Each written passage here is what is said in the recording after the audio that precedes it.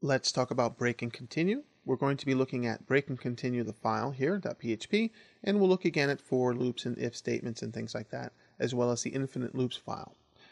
Now what break and continue do, they allow us to actually break out of a loop, or a statement, or an area, or continue by stepping over a particular statement during a condition, or after a condition is actually met. So if we look at this break and continue file, you see that inside the code here we have a for loop, and we have a statement here that says if I is greater than 1, then just continue. That is just going to drop to the outside of this for loop here. So that's going to come down here and basically just come back to the top. So it's just going to continue. So you don't even have to think in terms of a for loop that it has to actually carry execution all the way down to the end after the brace, meaning that none of this gets executed. You don't even have to think of it in terms of that. Think of it in terms of the minute it sees a continue statement, all of that's ignored in between the curly braces. Ignored, it just comes back right up to the top here, and then it increments I, and then it tests the condition. So that's what the continue does. Continue says, okay, ignore all the statements that we could execute. Just ignore them and go back to the for loop. Well, if you look at the output, you see that I output I is equal to 0, I is equal to 1, and then we have these boxes in a row. So obviously when I is equal to 0 or I is equal to 1, something else gets executed. But when I is greater than 1, it no longer gets executed, as you can see here, 0 and 1. This is something different here, the lower part.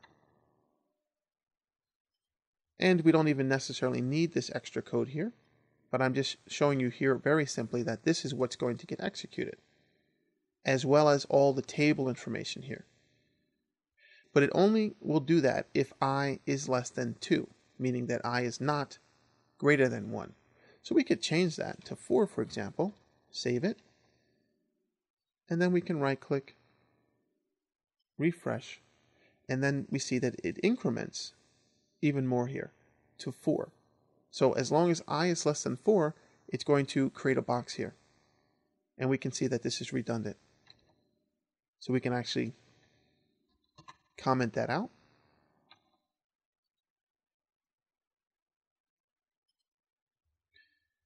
And when we refresh, you can see that it goes from 0, 1, 2, 3, and 4, and that would be the end of that. The rest is starting a new loop there.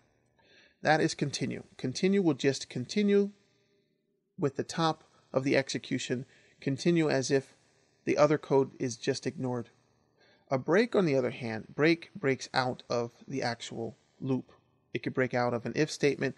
It could break out of a loop. It's very, very powerful. We've already seen it in the switch statement, and it's very often used there, and that's where we'll talk about it. Break just breaks out of that particular area. So it doesn't continue to execute, but it breaks out. So it will actually break out of the switch statement.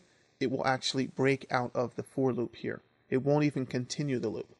Meaning that if we put this code here, we took this code here and placed it here, and we'll run that.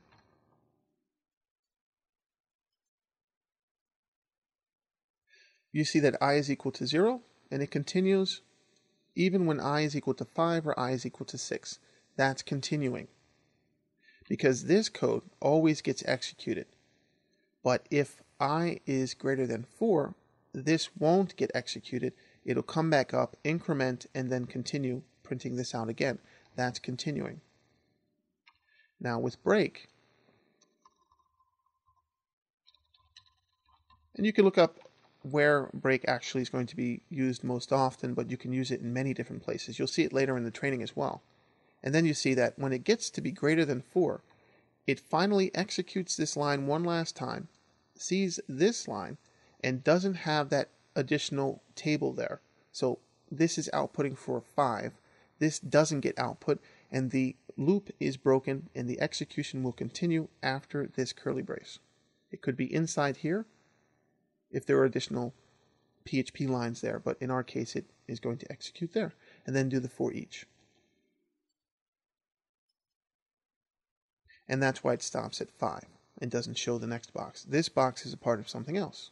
So that's breaking and continue, and it's very powerful to use that, most often used with switch, but you can use it in many, many places. Like I said, we'll see it again.